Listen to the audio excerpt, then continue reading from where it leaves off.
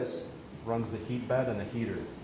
But we can make the heat bed, which is the main power draw, we could just make it 120 if you wanted to. So we wouldn't really need this. We just need a tiny power supply. Yeah, and then you can just plug it into the wall.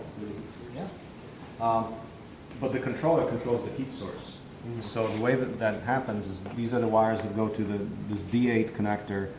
Mm-hmm. It turns on the heat bed, but we're using this little relay.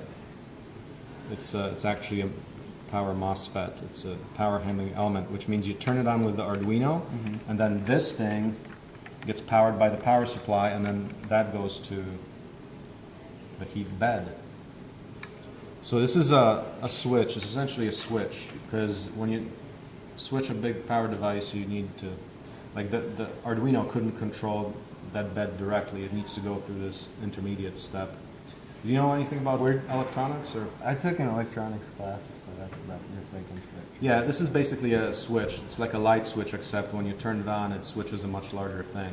Yeah. Because the Arduino is actually switching that. Yeah. So that's what happens. That's for the heat bed. The D9 is going to be the fan. I mentioned the cooling fan there.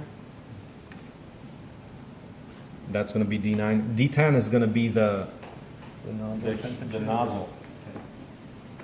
Yep. And then these little things, which I'll put that on. It's glued on there. It's got a little glue element. But these are the things that control the steppers, the stepper motors. So there's 5 motors altogether. Mm-hmm. Actually 6. This one controls. This is the Z motor. You basically plug 2 of them in there. Okay.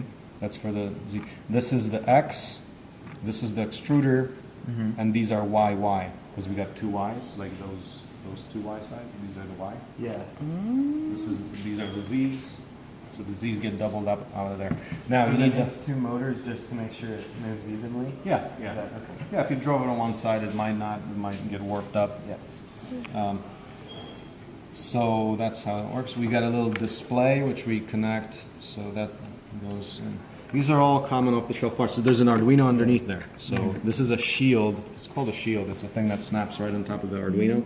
Okay. It's called ramps. It's called the RepRap Arduino Mega Pololu shield. Pololu is the name of the drivers. Okay. Arduino Mega is the board.